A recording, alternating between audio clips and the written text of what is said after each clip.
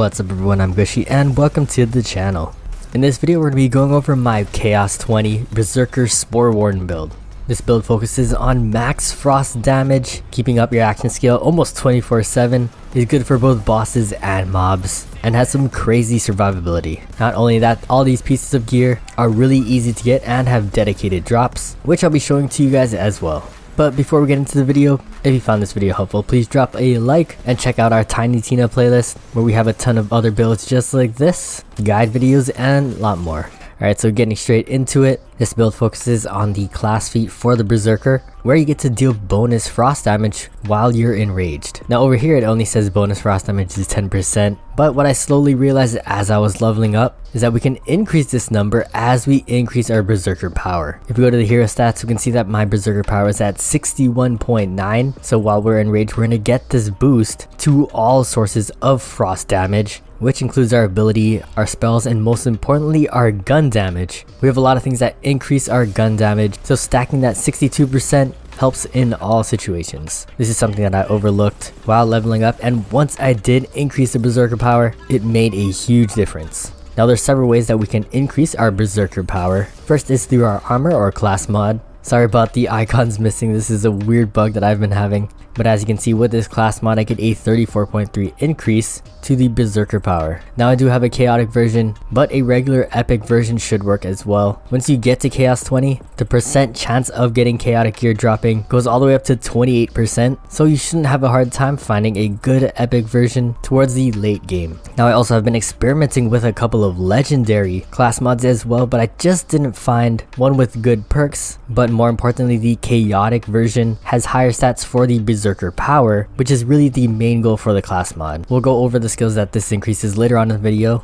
but just keep in mind they're more important for mobbing instead of doing boss damage. One thing to mention is that as I was leveling up, I was actually using this class mod, which increases Wrath of Nature on the very right hand side over there for the Spore Warden. This makes enemies that get hit by your ability take an increased damage. This can boost your damage all the way up to 100%, but I switched over to this other class mod because you get less Brrzerker power, and this makes you really reliant on your action skill, with your damage going down significantly when you don't have it active. Now the action skill that we're going to be using is from the Spore Warden tree called Blizzard. This creates 3 frost cyclones, which last a total of 16 seconds. Now we really don't use this for the damage, but more importantly we use this because it's an active skill rather than a one-shot ability. We need an active ability because one of the best enchantments that you can get on any piece of gear is this one. While action skill is active, increase frost damage by 50%.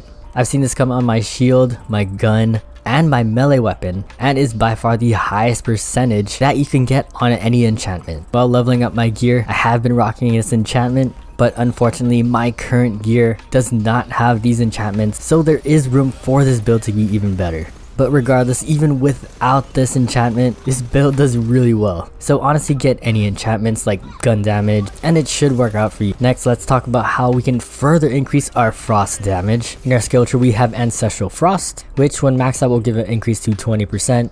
Icebreaker, which is where most of our damage will be coming from. The closer enemies are to being slowed, the more damage that we do. Each point will give us up to 10% increased damage, so upping this with our class mod is very helpful. Finally, we have Cold Snap. Movement speed is increased, but more importantly the frost efficiency is increased. The faster we're freezing enemies, the more damage that we'll be doing with Icebreaker, so that frost efficiency is way more important. Keep in mind this does double while you're enraged, so keeping that enraged duration up is very important.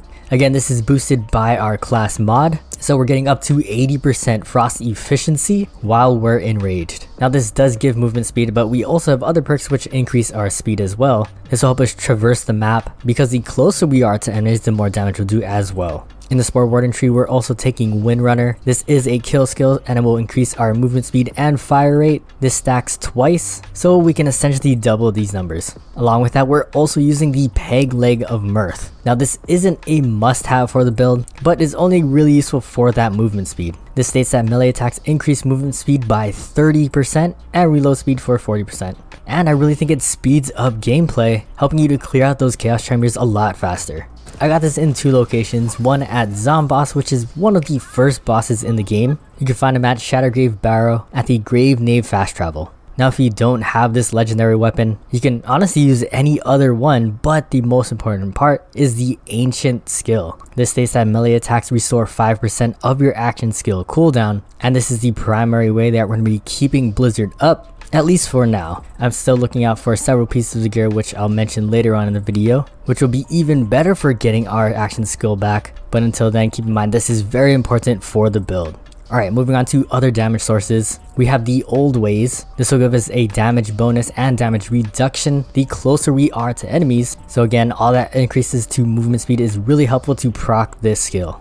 Next up we have Eagle Eye. This is a straight bonus to gun damage. This gives us only 20%, but it's better than nothing. Next, and a really important part of this build, is the Cursed Witch Shield. I'd say this is a must-have for this build and any build in general, and made a drastic difference while leveling up the Chaos tiers. This states that while the ward is depleted, gain 17% damage reduction, and more importantly, gain 100% increase to damage dealt to nearby enemies. This works exactly like the old ways. The closer you are to enemies, the more damage you'll be doing, so these basically stack on each other while doing the same thing. Next up, I also wanted to mention the Wrath of Nature. This is the skill in the Spore Warden tree that I was talking about earlier, and the one that I switched off of for my class mod. If we just break down the numbers, currently it gives a 54% damage increase. We can get this all the way up to like 110 with our class mod, which is only a 55% increase versus the damage increase we can get from our Brrzerker power, which is a 62% increase to all frost damage. So you basically get more damage with the class mod for the Brrzerker. The rest of the skills in the Spore Warden tree are less important and more there just to get to Wrath of Nature. I picked up Spore Cloud. We're not using this for the damage but more of the taunting enemies, which mostly helps with bosses to take aggro off of you so you can continuously do damage without getting hit. Next we have Affinity, which will increase our ability damage. Again, Blizzard doesn't do that much damage, but just getting extra damage is a little helpful. Finally, we're taking Bullseye just to increase our critical hit chance. Next, I want to talk about the survivability of this build. I told you that the survivability is pretty crazy. As you can see in this clip, I can basically survive a whole boss phase with a combination of a skill and a weapon that is absolutely needed for this build. Before, I actually invested in some health perks and pieces of gear, which I eventually switched off of because this is less of an investment. So first up is Relentless Rage. Dealing damage while you're in Save Your Soul partially restores Save Your Soul meter. The more damage is dealt, the greater the restoration. I think just as important is that when you do survive Save Your Soul, you automatically get enraged, so you'll be keeping that enrage meter up as much as possible. So along with this skill, we'll also be using the bread and butter of this build, which is the Liquid Cooling of Impatience. This is a Skulldugger legendary weapon and is probably one of the best guns in the game for any build.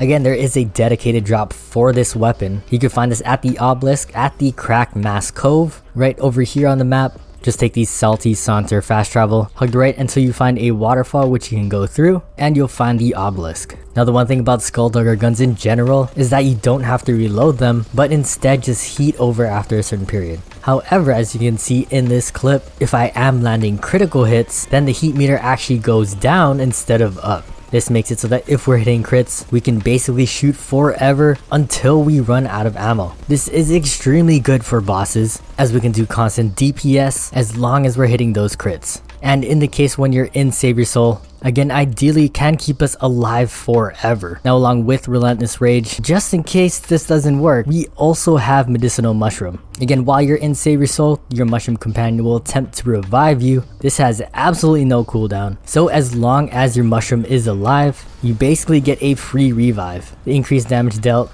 is nice, but we're mostly using it for that free revive. Now the only other healing skill that we have is Blood Frenzy. On each kill we're going to be getting 9% of our maximum health restored. I honestly didn't pick it up for the healing, but more for the enraged timer restoration. Again, as we are enraged, we're getting more frost damage, so that was the primary reason, but the extra health is very nice. To go over our other pieces of gear, in the ring slot, I currently do not have any legendaries, but I think more importantly, you just want that increase to gun damage. I got 2 chaotic ones, which each will give a 17.1% increase. For the class mod, I did want to show off a legendary chaotic class mod. Now the stats are pretty much the same as they're both chaotic, but the reason why I'm using the epic version is because of the stat where it gives a 17% to all damage dealt. A cool interaction that I found out is that with the legendary perk, it reserves all but 1 health, returning 150% as ward capacity. Now if I equip this, but have this skill unarmored defense, it will actually override the legendary mod perk. So you'll still have the max amount of health, kind of making the legendary perk irrelevant.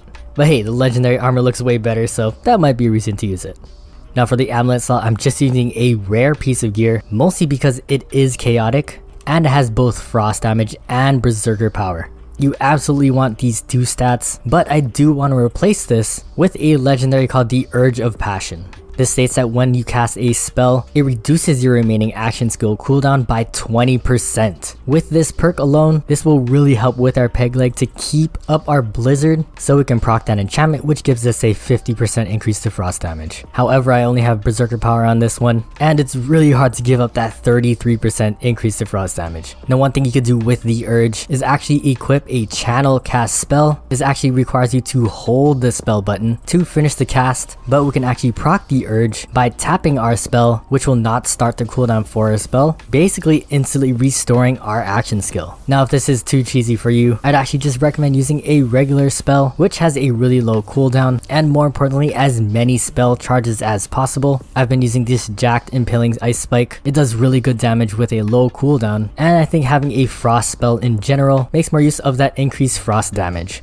With that, that's pretty much everything you guys need to know about this build. I've been absolutely speed running through Chaos Chambers and shredding through all encounters with the hardest curses on, and this is not even the final form of the build. So definitely try this out guys, and let me know what you guys think in the comment section down below. With that, thank you guys for watching and hope to catch you in the next one.